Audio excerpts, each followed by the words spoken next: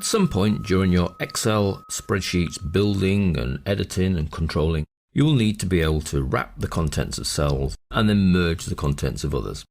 If we take our sales data B file, you'll see in the January sheet that our headings are slightly different. We have cars sold dollars, planes sold dollars, bikes sold dollars, and total sold dollars. Now, because these columns are then being widened to fit the new text, they're a little too wide.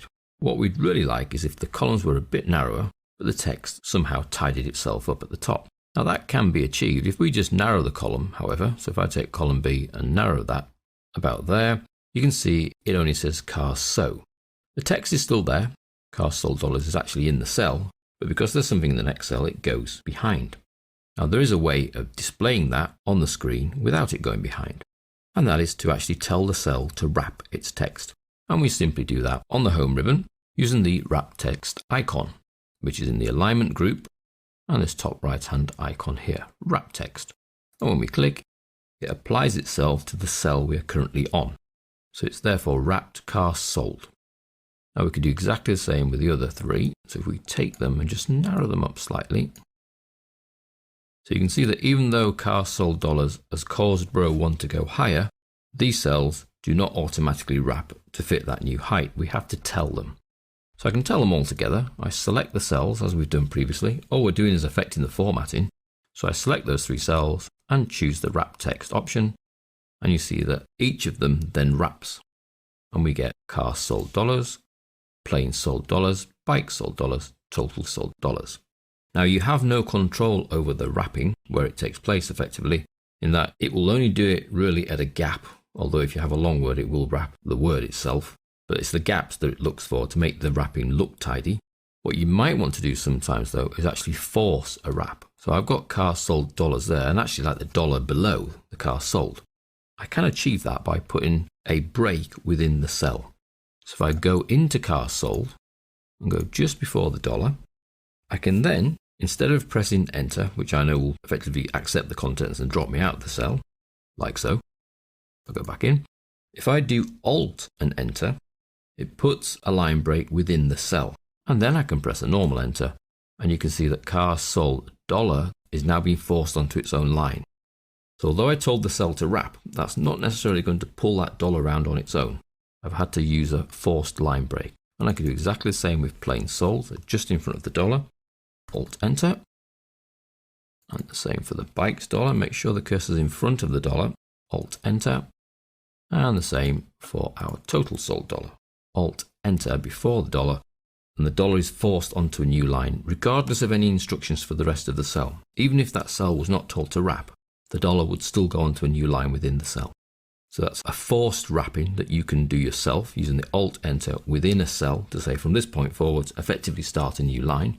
Or we can turn on the wrap option, which is up here, which tells the cell to wrap itself around the new width.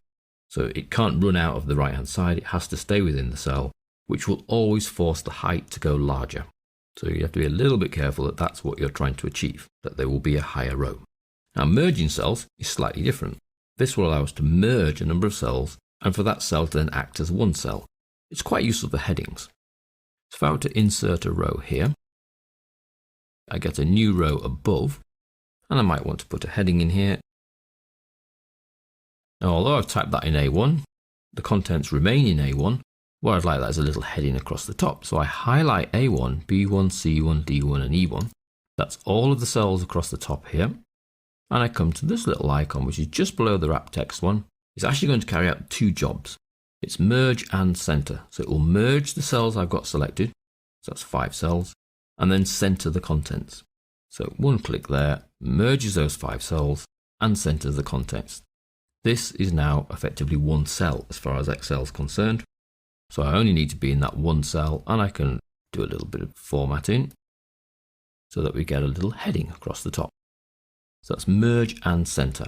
You have to be a little bit careful using it across multiple cells where there are contents in 2 cells. If, for example, I were to try it here, so let's have January in there, and then 2012 in there, and I highlight across.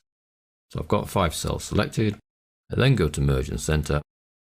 It says merging cells only keeps the upper left cell value and discards the other values. So I'm going to lose that 2012. It will merge all the cells together, but not their contents. So when I say OK, I'm left with January as a merged cell across the lot, and the other cell contents disappear. So be a little bit careful when using it, but it's great for headings because it means the heading will then always sit across the top of your cells. Instead of you trying to plan where to type this so it looks like it's in the middle, now I know January sales for Inc. Corp is actually across the middle of all 5 cells. And I've achieved that by merging the cell contents. Now you can unmerge a cell, go into a merged cell as we have there, and just go back to that same icon, and it unmerges the cells. Obviously doesn't return the 2012 because it didn't know that it got rid of it. That's something that happened in the past and that's forgotten. But it takes the current contents that are in the merged cell and places them in the left-hand cell. So we have merge and center, and then we have the wrapping option, which is an option for a cell for it to wrap its own contents. But we do have the force a new line option, which is Alt and Enter when you're within a cell.